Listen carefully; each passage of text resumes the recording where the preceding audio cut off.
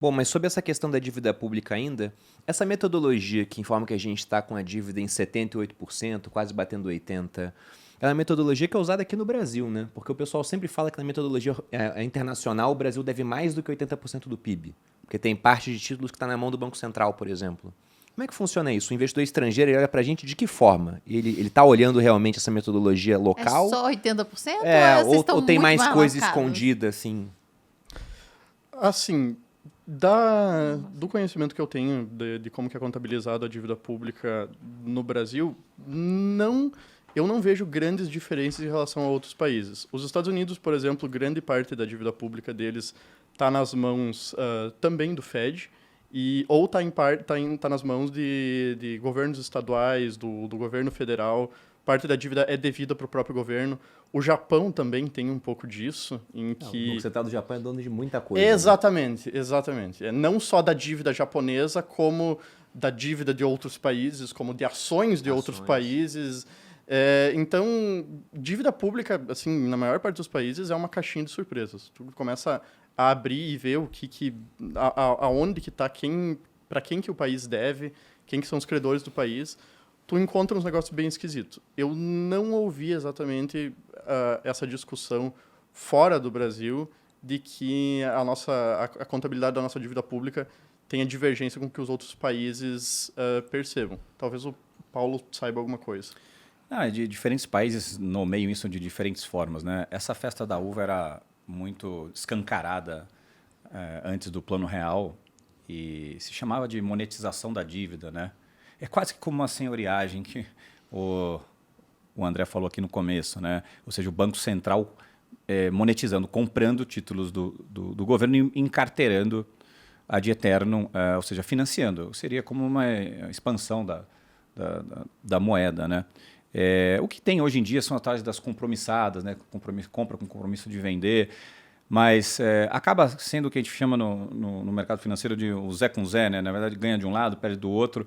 O que o mercado olha mesmo não inclui, por exemplo, o que os Estados Unidos faz, né? O tal do quantitative easing. Ele não faz essa dupla contagem, né? Não, o do governo emitiu e o Banco Central, o Fed, foi lá e comprou esses títulos de credores e creditou no balanço lá dos bancos um direito a aumentar os empréstimos, né?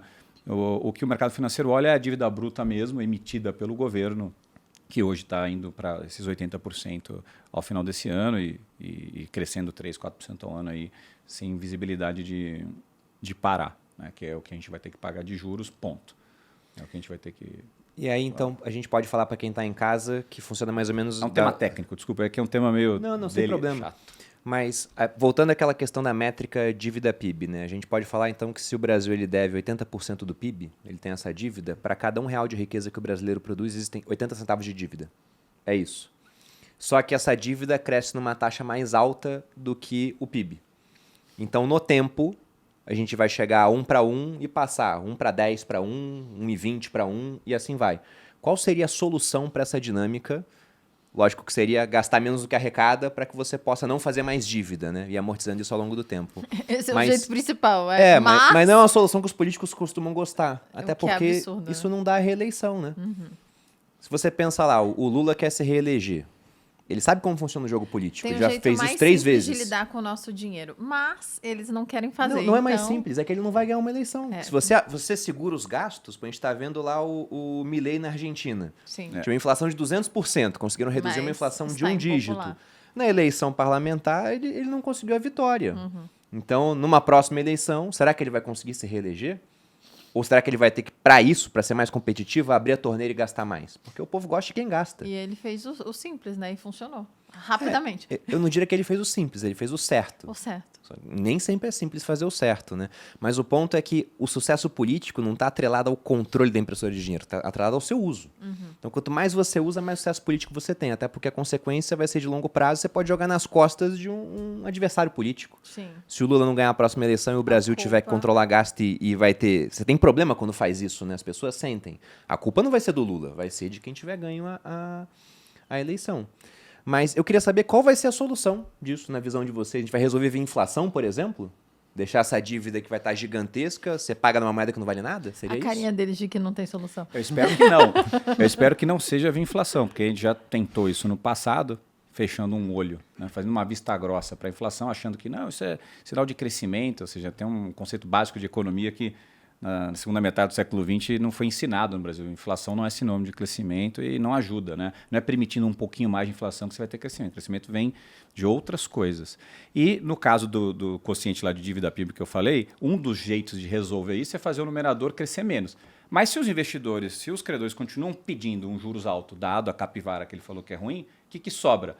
Deixar a inflação subir para que esse juros real ao qual cresce o numerador caia meio que na marra. Então você falou assim, o Brasil tem juros de 15, o Japão 3, os Estados Unidos 5.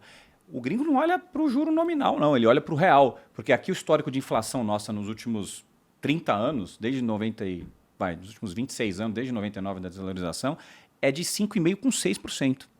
Não é a meta de 2% dos Estados Unidos. Então se você tirar a inflação, sobra o juro real.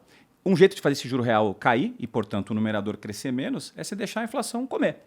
Um jeito bruto de fazer isso é exatamente a sua pergunta anterior, que é mais difícil de explicar para quem está ouvindo aqui, que é deixar os bancos centrais comprarem e monetizar, que aí é o fim do fim, é o começo do fim. Você tem um braço do governo ajudando o outro e você tem a dívida explodindo, a inflação sobe. O outro jeito é fazer, não, vamos subir a meta de inflação, vamos deixar a inflação silenciosamente subir. Um pouco o que os Estados Unidos está fazendo lá, só que em uma escala muito menor do que se faz em países emergentes. Você vai deixando com que a arrecadação suba em termos nominais, porque você está tendo inflação, então o produto que você vende sobe de preço, tudo sobe de preço, só que a dívida não é inteira atrelada à inflação, então ela não sobe na mesma proporção igual. Se fosse toda a dívida atrelada à inflação, a inflação não resolveria nada, porque você está aumentando a sua arrecadação, mas você também está deixando a sua dívida crescer na mesma proporção. Não é o que acontece. Por isso que a inflação é um imposto disfarçado. E o pior, Bruno e Malu, ele pega mais o mais pobre. É isso que os governos não falam. Ele resolve o problema taxando os mais pobres indiretamente. Porque quem sabe, quem tem conhecimento, quem assiste aqui o seu podcast, vai comprar NTNB, que é o título atrelado à inflação, vai comprar dólar, vai comprar ouro, sei lá o que, vai se proteger. Aquele que depende do salário, do fluxo para viver, não tem como ter uma reserva e se proteger. Então a inflação resolve, mas resolve cobrando a conta do pobre.